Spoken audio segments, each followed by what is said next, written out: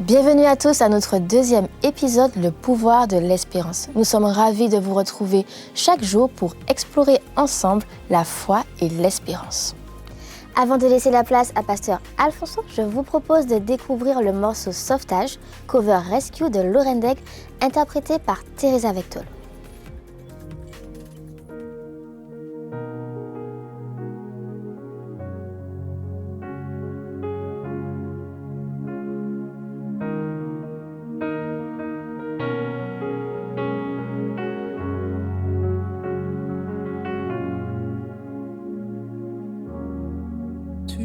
Pas caché. Il n'y a pas eu un moment où je t'ai oublié. Ne sois pas triste. Bien que tu sois brisé, ton innocence volée, j'entends tes soupirs monter jusqu'à moi. J'entends ton SOS, ton SOS.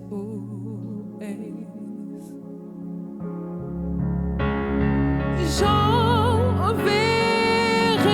une armée pour te trouver, même au milieu des ténèbres, c'est vrai, je te sauverai. Il n'y a pas de distance, tu ne peux pas être si loin, encore et encore, tu n'es pas sans défense. Je serai ton refuge, je serai ton armure. J'entends tes soupirs monter jusqu'à moi. J'entends ton SOS, ton SOS.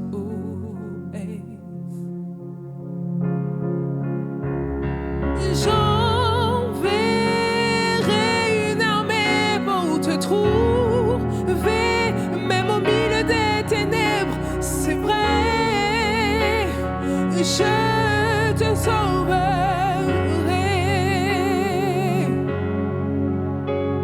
Je marcherai avec toi, même au milieu des combats, c'est vrai, je te sauverai.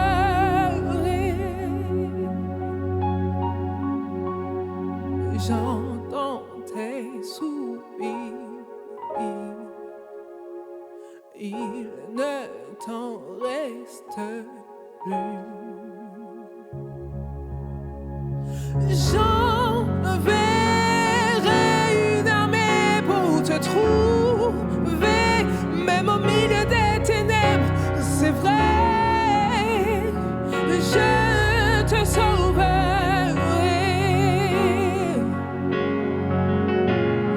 Je marcherai avec toi, même au milieu des combats, c'est vrai, je te sauverai. C'est vrai, je te sauverai. C'est vrai, c'est vrai, c'est vrai, je te sauverai. C'est vrai, c'est vrai, c'est vrai, je te sauverai.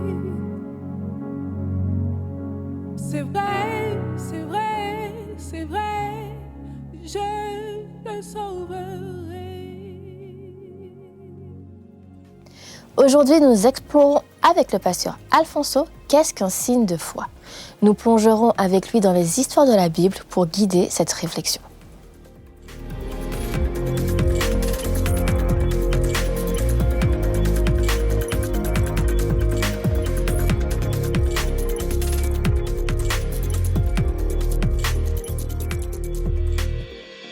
Un funambule avait pris l'habitude de traverser des villages pour présenter sa prestation et les réactions étaient toujours les mêmes.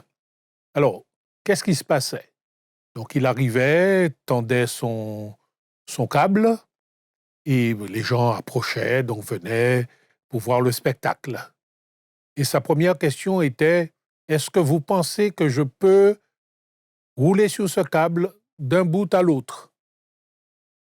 Et les gens applaudissaient en disant, oui, vous pouvez le faire. OK. Deuxième question, est-ce que vous pensez que je peux traverser sur ce câble en poussant une brouette? Alors, c'était une brouette un petit peu adaptée donc, pour pouvoir se déplacer, donc rouler sur le câble. Et puis, les gens applaudissaient en disant, oui, monsieur, vous pouvez le faire, vous pouvez traverser, marcher sur le câble en poussant votre brouette. Troisième étape, est-ce que vous pensez que je peux traverser sur ce câble avec ma brouette en mettant quelqu'un dedans? Et puis, les applaudissements, oui, vous pouvez le faire.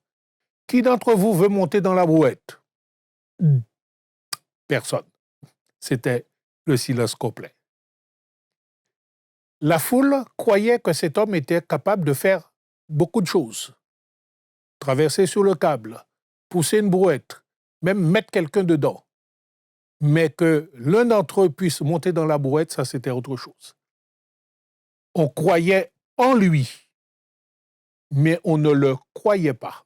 Je reprends, on croyait en lui qu'il était capable de faire des choses, mais on ne lui faisait pas confiance s'il s'agissait d'être un acteur avec lui.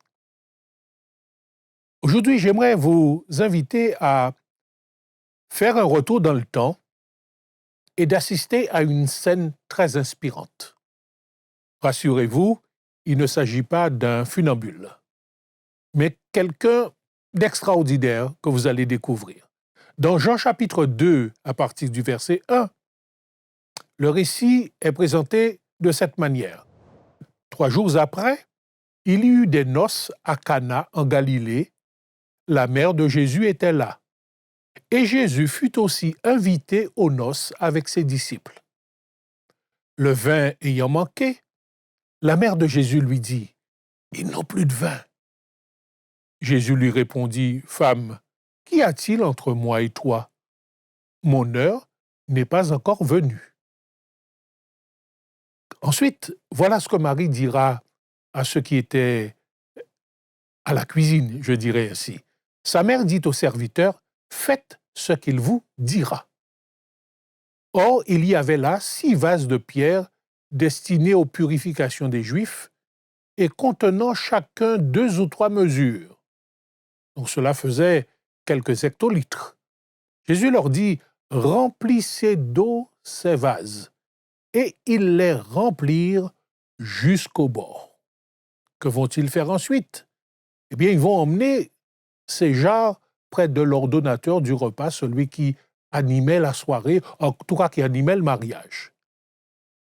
Puisez maintenant, leur dit-il, et portez-en à l'ordonnateur du repas. Et ils en portèrent.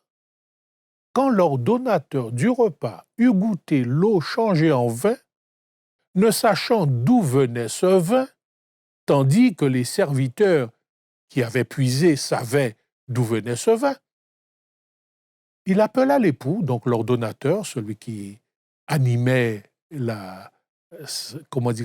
cette noce, il appela l'époux et lui dit, « Tout homme sert d'abord le bon vin, puis le moins bon après qu'on s'en ait enivré, ou dans d'autres versions, après qu'on en ait beaucoup bu.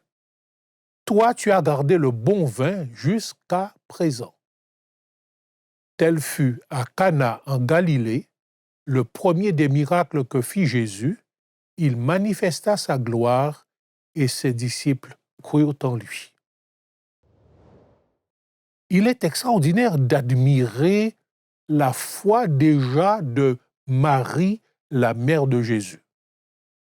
Elle constate qu'il y a un problème et elle se dit que son fils peut faire quelque chose pour que les noces se déroulent dans de bonnes conditions.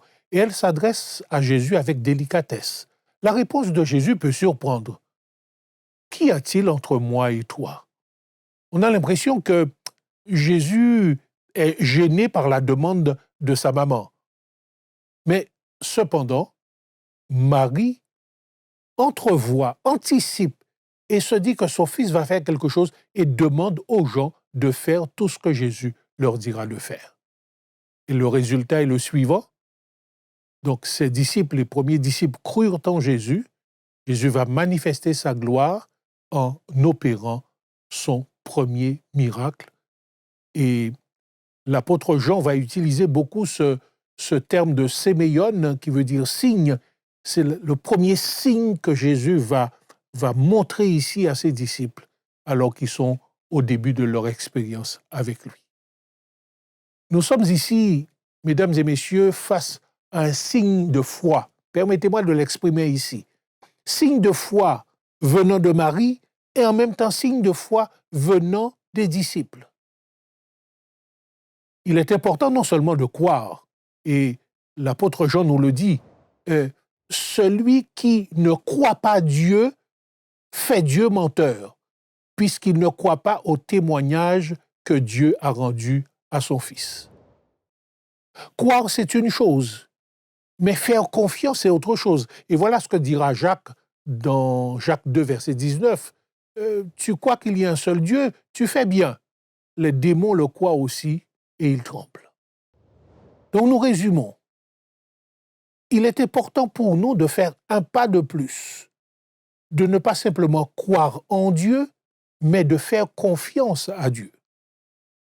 Dans l'expérience de Marie, démarche que l'on peut admirer, disais-je tout à l'heure, elle anticipe, elle croit que Jésus peut faire quelque chose, est en mesure de faire quelque chose, voire même fera quelque chose.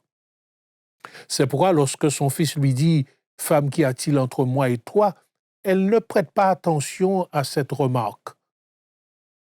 Et elle dit aux serviteurs qui sont là « Faites ce que Jésus vous dira. » Mesdames et messieurs, je trouve cela extraordinaire aussi.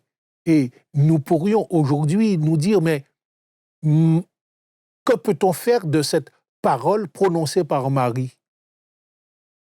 Marie ne tire pas le drap à elle-même, vers elle-même, mais elle honore son fils et invite à faire ce que Jésus dit. Et ce que Jésus va faire va entraîner la foi des disciples.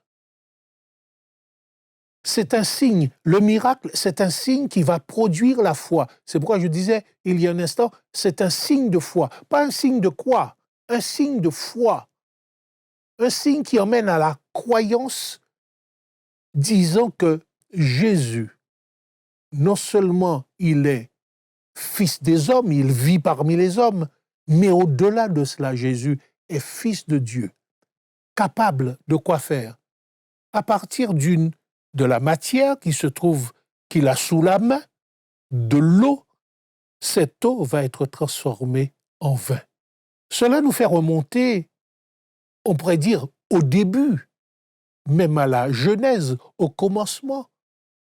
À partir de rien, la création va être une merveille. Et ici, à partir de l'eau, la fête pourra continuer et on va assister à un acte aussi merveilleux. Signe de foi. Jacques nous dit que les démons croient, mais ils tremblent. Les démons, c'est-à-dire ceux qui sont en révolte contre Dieu, croient que Dieu existe, mais ne font pas confiance, ne croient pas Dieu, ne font pas confiance à Dieu.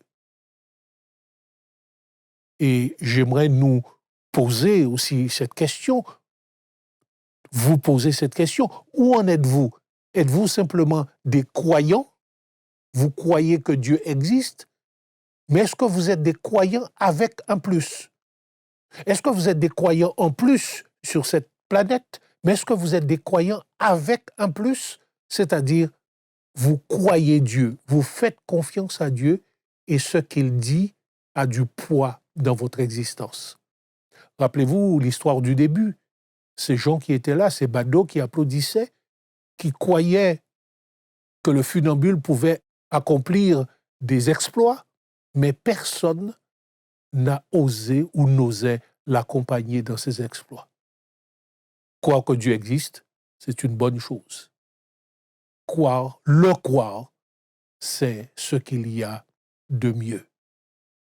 Ah, je trouve ce récit vraiment extraordinaire, ce récit où ce miracle se produit et tout le monde est dans la joie.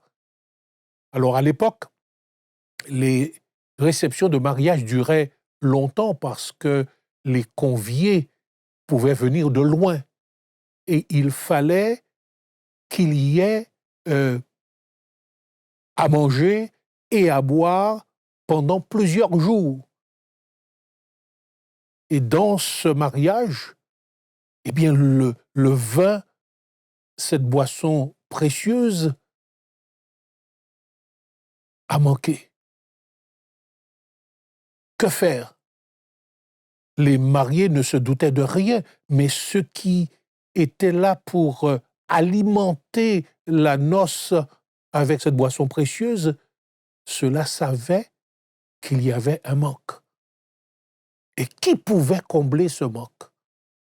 Heureusement que Jésus avait été invité. Et Jésus va accomplir ici son premier miracle. Jésus n'était pas quelqu'un de taciturne, quelqu'un de fermé. Ce n'était pas un ermite, c'est quelqu'un qui était avec les gens, qui vivait avec les gens. Et il se retrouve ici dans une fête. Mais heureusement qu'il avait été invité.